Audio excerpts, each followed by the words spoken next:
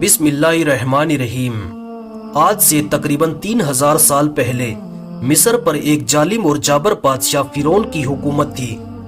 یہ صرف نہ ایک ظالم اور جابر تھا بلکہ اس نے خدائی کا دعویٰ بھی کر رکھا تھا، یعنی کہ خود کو خدا کہلواتا، اور جو کوئی بھی اسے سجدہ کرنے سے انکار کرتا وہ اس پر ظلم کے پہاڑ ڈھا دیتا اور اسے قتل کروا دیتا۔ اس زمانے میں اللہ نے اپنے سچے پیغمبر حضرت موسیٰ علیہ السلام کو مبعوث کیا، جنہوں نے بنی اسرائیل کو اللہ کی طرف دعوت دی۔ اس وقت فرعون کے محل میں موجود ایک خاتون نے حضرت موسیٰ علیہ السلام کے دین کو قبول کر لیا اور اللہ پر ایمان لے آئی۔ وہ خاتون فرعون کے محل میں ایک خادمہ تھی۔ فرعون نے اسے اپنی بیٹی کی خدمت کے لیے مامور کیا ہوا تھا۔ ایک دن کا واقعہ ہے کہ وہ خادمہ فرعون کی بیٹی کے بالوں میں کنگھی کر رہی تھی۔ کنگھی کرتے وقت اتفاقاً اس خادمہ کے ہاتھ سے کنگھی زمین پر گر پڑی۔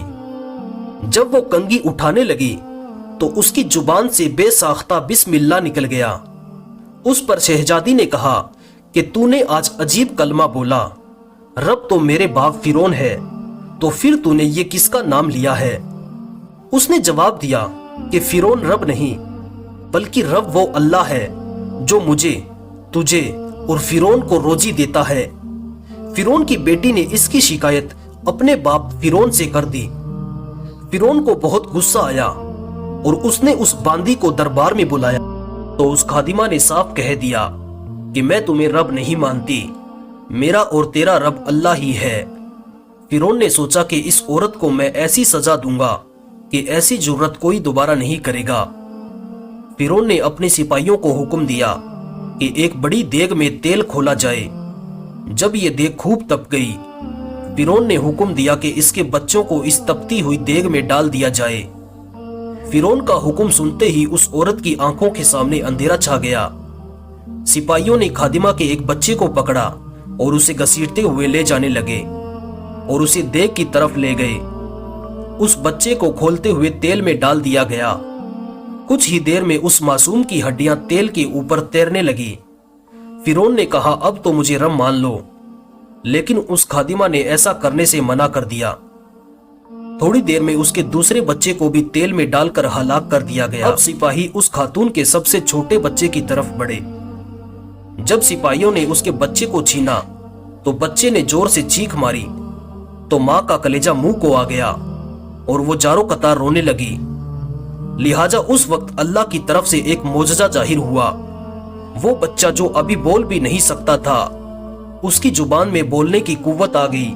بڑی دربار میں وہ بچہ بول اٹھا کہ اے میری ماں، تو حق پر ہے، بے شک دنیا کی سزا آخرت کے مقابلے میں بہت ہلکی ہے۔ لیکن پھر بھی ان لوگوں کے دلوں پر لگے کفر کے تالے نہ کھلے اور اس بچے کو بھی دیگ میں ڈال دیا گیا اور یہ معصوم موت کی آغوش میں چلا گیا۔ اب اس خادمہ کو بھی دیگ کے پاس لے جانے لگے۔ اس وقت خادمہ نے کہا کہ میری ایک درخواست ہے۔ فرعون نے کہا کہ بتاؤ کیا خواہش ہے؟ خادمہ نے کہا کہ تم میرے اور میرے بچوں کی ہڈیاں جمع کر کے ایک جگہ دفن کر دینا۔ اس کے بعد اسے بھی دیگ میں پھینک دیا گیا۔ اس واقعے کے 2000 سال بعد آخری نبی حضرت محمد مصطفیٰ صلی اللہ تعالی علیہ وسلم تشریف لائے۔ آپ کو ایک رات معراج کے سفر پر لے جایا گیا۔ براق پر سوار ہو کر جب آپ بیت المقدس کے پاس پہنچے، آپ کو مصر کی طرف ایک خوشبو آنے لگی۔ حضور پاک صلی اللہ تعالی علیہ وسلم نے حضرت جبرائیل سے پوچھا کہ اے جبرائیل، یہ کتنی اچھی خوشبو آ رہی ہے، یہ خوشبو کیسی ہے؟ جبرائیل امین نے عرض کی یا رسول اللہ صلی اللہ تعالی علیہ وسلم، فرعون کی ایک باندی تھی جس نے ایمان کی خاطر اپنے اور اپنے بچوں کا سودا کیا تھا۔ اس کے اور اس کے بچوں کی ہڈیوں کو جہاں دفن کیا گیا تھا وہاں سے آج تک یہ خوشبو آ رہی ہے اور یہ قیامت تک آتی رہے گی۔ بے شک ہم بہت خوش قسمت ہیں کہ اللہ نے ہمیں ایمان کی دولت سے نوازا، جس ایمان کو پانے کے لیے لوگوں نے اپنی اور اپنی اولادوں کے جان کے نذرانے پیش کر دیے، جبکہ ہمیں بنا کسی مشقت کے یہ دین مل گیا۔ لہٰذا ہمیں اس دین کی قدر کرتے ہوئے اللہ اور اس کے پیارے رسول صلی اللہ تعالی علیہ وسلم کے بتائے راستے پر چلنا چاہیے۔ دوستو، ہماری آپ سے گزارش ہے کہ اس ویڈیو کو لائک ضرور کریں، اور اگر ابھی تک آپ نے ہمارے اس چینل اسلامک آغاز کو سبسکرائب نہیں کیا ہے تو اسے سبسکرائب بھی کر لیں۔ ملتے ہیں انشاءاللہ اگلی بار اور ایک نئی ویڈیو کے ساتھ، تب تک کے لیے اپنا اور اپنوں کا خیال رکھیے۔ اللہ حافظ۔